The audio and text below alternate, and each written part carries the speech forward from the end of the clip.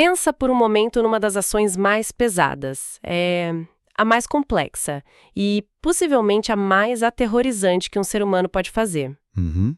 E olha, eu não tô falando de construir uma bomba atômica nem de pilotar um foguete.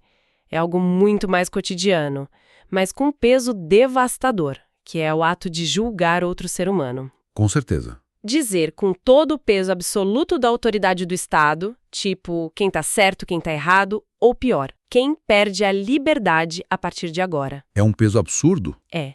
A premissa que a gente tem na nossa mesa hoje, nesse nosso mergulho, estabelece que isso não é só um probleminha técnico. Não é um dilema jurídico que a gente resolve só abrindo um livro de leis. É, na verdade, um dilema existencial completamente esmagador. É um abismo, para ser bem honesto, é um abismo. E para tentar entender a magnitude desse dilema, nós vamos mergulhar hoje num conjunto de fontes bem inusitados, sabe? Sim. Desde olhar só para manuais de direito modernos, a gente tem aqui uma fusão de textos que atravessa séculos. A gente tem desde a teologia medieval mais pesada, passando pela filosofia existencial, até chegar na sociologia contemporânea sobre como as burocracias funcionam. É uma constelação inteira, né? Exato.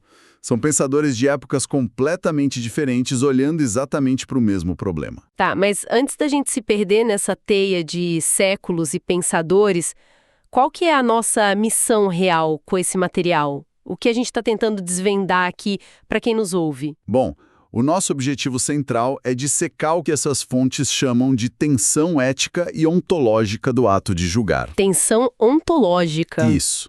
A tese central que conecta todos esses textos é que o ato de julgar tem raízes divinas. Porém, a natureza humana é falha, limitada e cheia de vieses. Quando você coloca uma tarefa divina na mão de um ser humano imperfeito, a coisa se torna insuportável. E, historicamente, isso nos empurrou para duas saídas. Ou uma perversão burocrática enorme. Que é onde o juiz se anestesia, né? Isso, se anestesia totalmente para não sofrer. Ou então, um esmagamento psicológico completo. A nossa missão hoje é entender como a gente chegou nesse impasse e explorar uma terceira via que os textos propõem, uma via estruturada na prudência. Legal.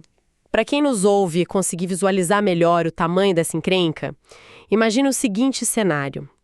Pensa no juiz não como aquela figura inabalável de toga preta que a gente vê em série de TV. Batendo martelo? É, batendo martelo com toda a certeza do mundo. Não, pensa nele como um arquiteto. Esse arquiteto recebeu a missão de construir um arranha-céu absolutamente perfeito. Simétrico, impecável. Tá. O problema é que quando ele abre a caixa de ferramentas dele, só tem esquadro torto, régua quebrada e prumo desregulado. É uma tarefa essencialmente impossível, mas a sociedade bate na porta dele todo santo dia exigindo que o prédio suba. Nossa, essa imagem do arquiteto com as ferramentas quebradas ilustra o problema perfeitamente. Né? E o que as nossas fontes sociológicas vão argumentar um pouco mais para frente é que a sociedade moderna construiu um tapume, um escudo institucional gigantesco justamente para esconder essas ferramentas tortas da visão pública. Ah, para ninguém ver a bagunça. Exato. E acima de tudo para esconder do próprio arquiteto a impossibilidade da tarefa dele, para que ele simplesmente não enlouqueça e continue trabalhando. Bom, então vamos começar pelo começo. Você mencionou ali que a tese central diz que julgar tem raízes divinas. Sim. De onde vem isso? Porque se a gente olha para os tribunais de hoje, cheios de computador, processo digital, a coisa parece bem mundana, bem terrena. Para entender essa raiz, a gente precisa olhar para os textos de São Tomás de Aquino. Mais especificamente na Suma Theologiae aí. Certo. Aquino introduz uma premissa muito clara, de que o juízo é, por excelência, um atributo de Deus. Apenas uma entidade divina tem a capacidade de ver o quadro completo, de ler as consciências e aquelas intenções ocultas das pessoas, e, portanto, de aplicar uma justiça inquestionável. Faz sentido na lógica medieval. Exato. Então, na visão tomista, quando um ser humano julga outro, ele está exercendo essa função apenas por participação na ordem da justiça divina. Ele recebe uma delegação de um poder que é muito maior do que a própria natureza dele. Espera, mas como a gente aplica isso hoje? Porque, vamos combinar, na modernidade nós separamos a igreja do Estado. Sim. Separamos. Como é que a gente justifica que um juiz, num tribunal laico, secular, está exercendo um atributo divino? Para mim, a conta não fecha. E aí que o material traz uma ponte fascinante através do teórico Carl Schmitt. O Schmitt argumenta de uma forma bem incisiva que não existe conceito político moderno que não seja, na verdade, um conceito teológico que foi apenas secularizado. Secularizado como? Tipo, a gente tirou o nome Deus e colocou o Estado no lugar. Exatamente isso. A soberania absoluta do Estado moderno, essa ideia de que a palavra do juiz é a decisão final sobre a vida ou a liberdade de alguém, é uma herança direta da ideia de soberania divina. Nossa. O juiz moderno, que assina uma sentença, carrega a estrutura formal de um Deus na Terra, mesmo que o Estado seja laico. A cadeira em que ele senta foi desenhada para uma divindade. Olha que loucura. Eu tô chocada com essa imagem. Então a cadeira foi desenhada para um Deus, mas quem senta lá é um cara que esquece onde deixou a chave do carro, que tem preconceito, que fica com sono depois do almoço. O nosso arquiteto com a régua quebrada. Exato. E eu imagino que esse contraste deva causar um estrago na cabeça de quem leva a função a sério. Como é que as nossas fontes históricas descrevem esse choque de realidade? O choque é brutal. E para ilustrar a dimensão dramática disso, o material nos leva para o século V, para a obra A Cidade de Deus, de Santo Agostinho. Agostinho é denso. Muito. A imagem que ele pinta é uma das coisas mais angustiantes que você pode ler sobre o sistema de justiça. Ele fala sobre o juiz terreno que opera sobre o que ele chama de ignorância invencível. Ignorância invencível, porque ele nunca vai conseguir ler mentes, por mais que tente. Não tem como ter certeza absoluta do que aconteceu num crime que ele não estava lá para ver. Isso. E o Agostinho descreve o cenário sombrio que decorre disso. Na tentativa desesperada de descobrir a verdade, de preencher essa ignorância toda, o juiz acaba recorrendo a métodos terríveis. Tipo o quê? O Agostinho usa o exemplo da tortura, que era comum na época dele. O juiz tortura a testemunha ou um suspeito para tentar arrancar a verdade e evitar condenar um inocente. Meu Deus. Só que, ao fazer isso, ele acaba matando ou mutilando um inocente durante a própria sessão de tortura. Ou seja, pela ignorância dele, para não cometer uma injustiça, ele comete uma atrocidade ainda maior. É a miséria humana na forma mais pura e trágica. Nossa, isso é terrível. O juiz tortura para salvar um inocente e acaba matando a pessoa no processo. É um paradoxo, assim, insustentável. E o que o Agostinho diz que esse juiz tem que fazer? É aí que dói. Porque a minha primeira reação lendo isso seria falar, quer saber? Eu me demito, não vou participar desse banho de sangue. Mas é aí que a coisa fica profunda. O Agostinho diz que o juiz sábio, quando percebe esse rastro de sofrimento que a ignorância dele causa, não pode abandonar o tribunal. Ele não pode se demitir. Não pode? Por quê? Porque a sociedade humana precisa da ordem dele para não cair num caos completo, numa guerra de todos contra todos. Então, o que esse juiz faz? Agostinho escreve que ele senta na cadeira dele e geme sob o peso dessa necessidade. Ele geme? Sim, ele clama aos céus, pedindo para ser livrado dessa miséria da condição humana. Ele assume o trabalho, mas ele sofre profundamente por isso. Ele carrega o mundo nas costas sabendo que vai errar? Isso me lembra muito uma ideia que o material traz de Blaise Pascal, o filósofo e matemático. Aquela imagem da cana pensante. É um paralelo perfeito. A ideia da cana pensante do Pascal é vital aqui. Deixa eu ver se eu peguei a ideia certinha no material. Ele diz que o ser humano é como um junco, uma cana frágil na beira do rio, que qualquer ventania pode quebrar e destruir. Nós somos fisicamente e moralmente frágeis. Certo. Mas, ao mesmo tempo, nós somos uma cana que pensa. A gente tem consciência da nossa própria fragilidade e do universo ao nosso redor. É um estado de suspensão entre a grandeza da nossa inteligência e a miséria do nosso erro, que é quase inevitável. E aplicando isso direto para o nosso tema, o Pascal diz que o juiz atua no que ele chama de ordem dos corpos, que é a ordem do poder, da força física do Estado. Mas ele é constantemente assombrado por essa falibilidade. Uhum. Ele sabe que a verdadeira justiça, aquela impecável que o Aquino falou, pertence a uma ordem muito superior. Então, viver todos os dias nessa fenda entre a grandeza do poder que ele tem nas mãos e a miséria da capacidade intelectual dele, isso é insustentável. A mente humana não aguenta viver em estado de gemido o tempo todo. Mas espera aí. Se a gente olhar para os fóruns e tribunais hoje, a gente não vê juiz chorando pelos corredores ou gemendo em cima da mesa. Definitivamente não. A engrenagem está rodando na velocidade máxima. Se esse peso ontológico é tão insuportável assim, como foi que a gente resolveu isso na prática? Como eles não enlouquecem? A resposta moderna que a sociologia dá pra gente é fria e metódica. Nós criamos um mecanismo de defesa coletivo chamado burocracia e dessensibilização funcional. Burocracia? E para entender como a gente desliga esse sofrimento, as fontes trazem a análise do Max Weber. O pai da sociologia da burocracia. O que ele diz sobre isso? O Weber mapeou como as sociedades transitaram para algo que ele batizou de racionalidade formal. Nesse modelo, o direito moderno abandona aquela busca angustiante, quase religiosa, pela justiça material profunda. Tá. Em vez disso, o direito se transforma num sistema lógico-dedutivo, numa máquina previsível. O Weber alerta para o risco de o juiz se transformar num autômato de parágrafos. Autômato de parágrafos. É tipo a pessoa virar um algoritmo de carne e osso. Exatamente isso. A ideia é que o juiz apenas insere os dados do caso na máquina do Código Penal, gira a manivela do processo e extrai uma sentença do outro lado. Tudo mecânico. Tudo baseado em regras técnicas, prazos, formatos. Com isso, ele não precisa se envolver emocionalmente ou moralmente com o peso da decisão. Entendi. É a mesma ginástica mental que acontece no mundo corporativo. Pensa bem, é muito difícil um gestor olhar no olho de um funcionário que acabou de ter filho e dizer, olha, eu vou destruir a sua renda porque as vendas caíram. A culpa ia corroer esse gestor por dentro. Totalmente. Então, o que a empresa faz? Ela cria um protocolo de RH, ela cria uma planilha de reestruturação de sinergia. O gestor não está mais destruindo a vida do cara, ele está apenas seguindo a métrica do Korter.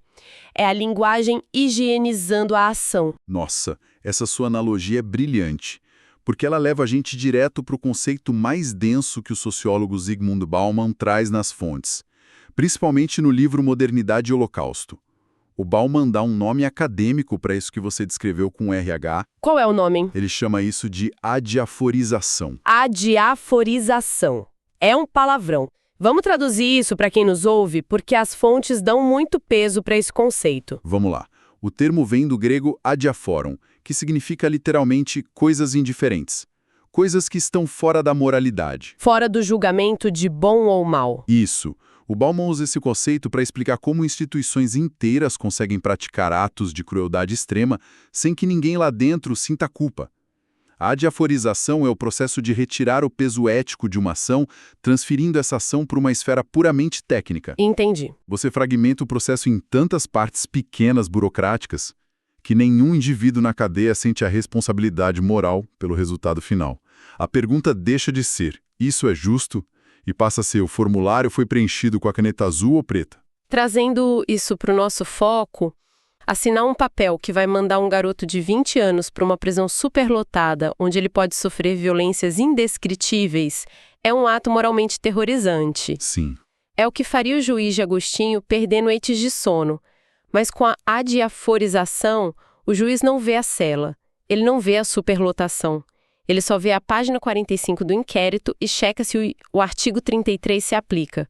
O papel é higiênico. A burocracia cria, como Bauman Fuere diz, uma distância moral. Exato. O juiz protege a própria sanidade mental dele, mas o custo disso é anestesiar a própria humanidade. E tem um agravante contemporâneo que as fontes trazem também. O Bauman explora isso num outro livro, O Medo Líquido, e o sociólogo Heinz Budde reforça essa ideia.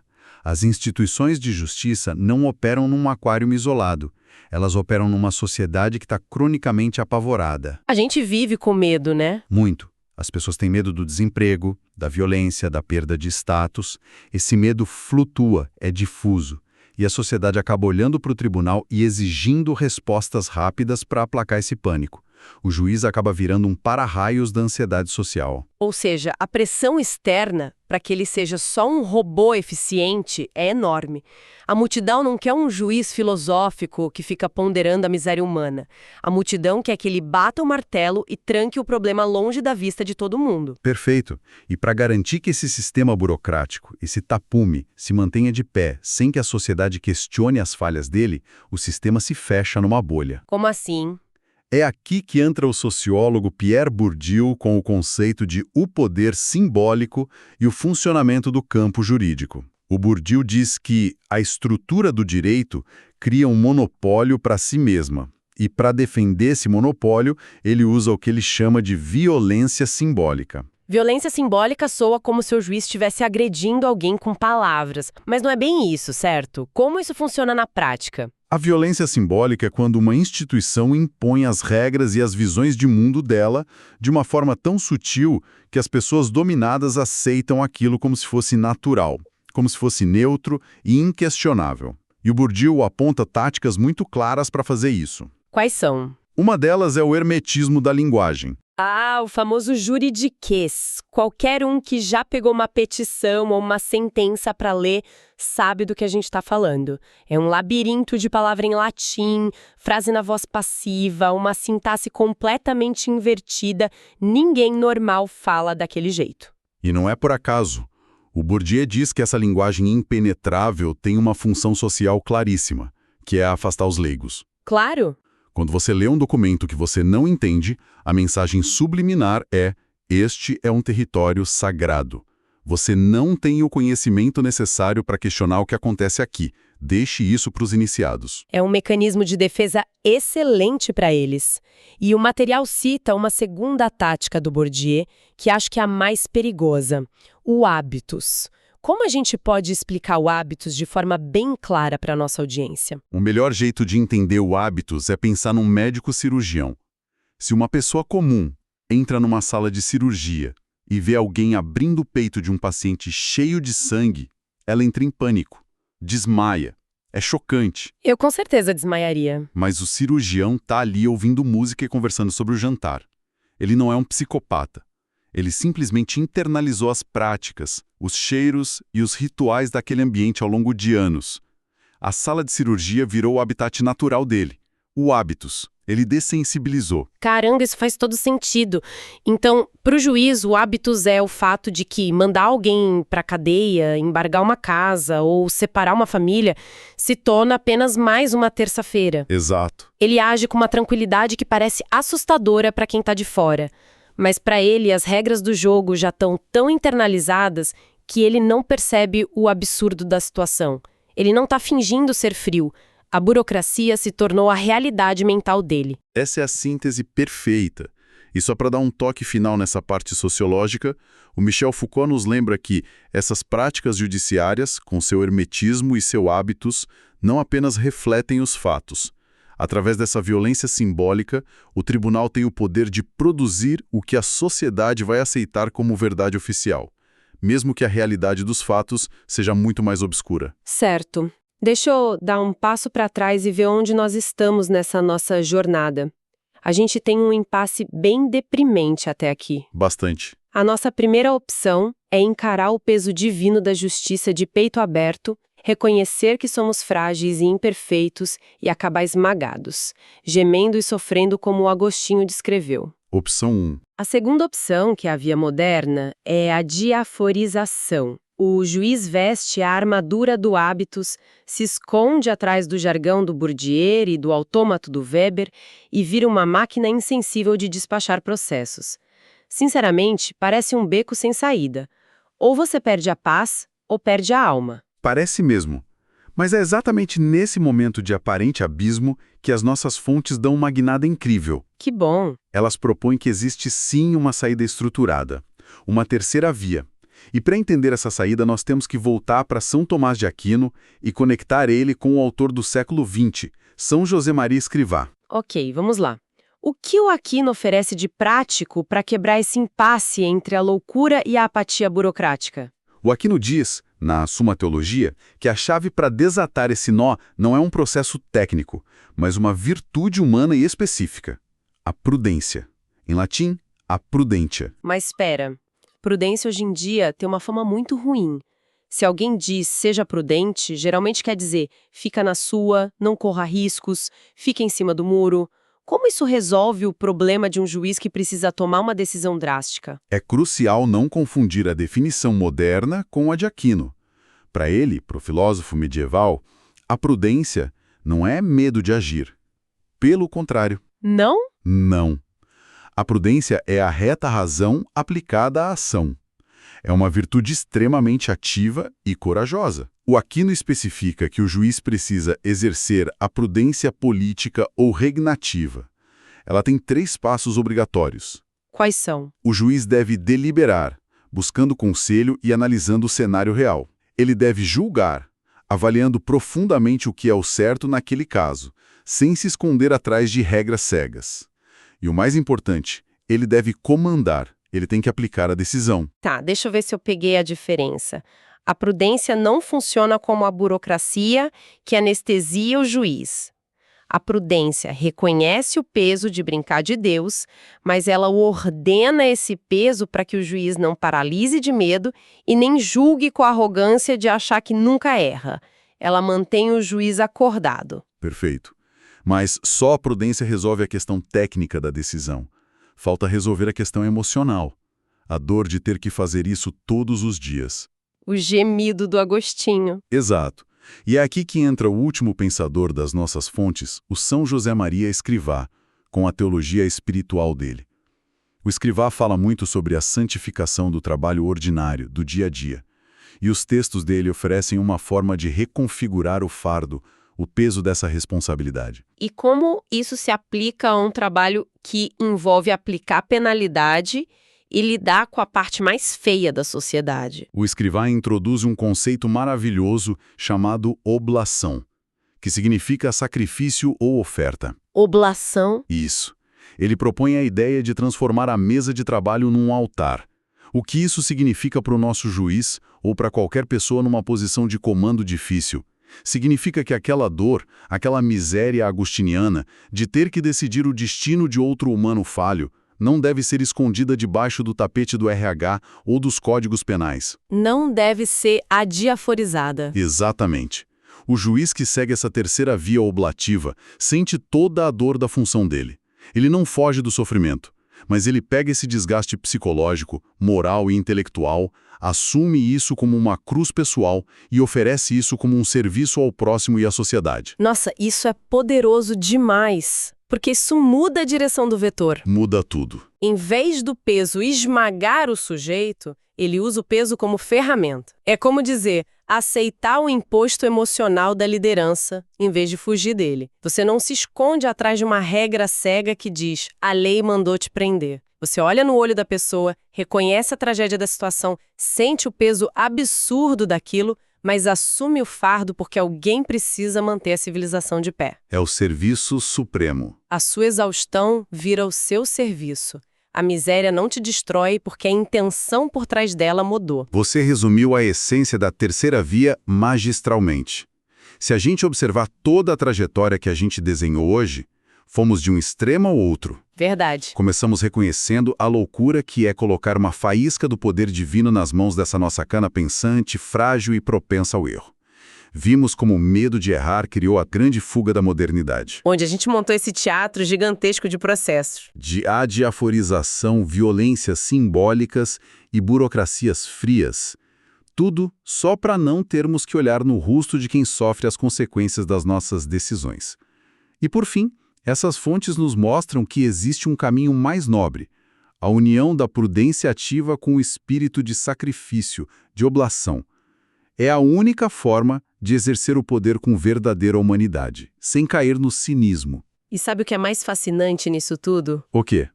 É que nós passamos esse tempo todo focados na figura do juiz, porque é o exemplo mais extremo de poder sobre outra vida, mas na verdade isso tem uma aplicação hipermoderna e universal para quem nos ouve. Com certeza tem. Se a pessoa que está acompanhando a gente é gerente de uma equipe, diretor de escola, se lidera um setor num hospital, essa pessoa enfrenta essa mesma dinâmica. Sem dúvida nenhuma. O desafio de não se render à burocracia fácil é de todos nós. Os sistemas corporativos e estatais modernos são desenhados milimetricamente para te convidar à indiferença confortável. É mais fácil não sentir. O sistema sempre vai te sussurrar no ouvido coisas como "não se preocupe, você só está seguindo o protocolo". Ou "não é pessoal, são apenas as diretrizes da empresa". Manter a sua sensibilidade moral viva e usar a prudência, num mundo que implora para que você seja anestesiado, é o grande desafio ético de quem tem qualquer tipo de poder hoje. É verdade. E isso me leva a uma última reflexão. Algo para todo mundo que acompanhou a gente mastigar ao longo da semana. Vamos lá. Nós acabamos de ver que o nosso mundo burocrático, do RH corporativo aos tribunais, foi brilhantemente projetado ao longo do último século para eliminar a dor moral de quem precisa tomar decisões difíceis, criando essa distância enorme e segura entre a caneta que assina e a pessoa que chora do outro lado. Mas e se isso for um erro? Será que uma sociedade verdadeiramente justa e humana não precisa, de forma quase paradoxal, que os seus líderes e os seus juízes continuem sentindo peso e, de certa forma, sofrendo um pouco a cada veredito que tomam? Será que a dor invisível de quem decide não é a única coisa que ainda nos protege de sermos engolidos por um sistema completamente cego e desumano? Pensa nisso. Até nosso próximo mergulho.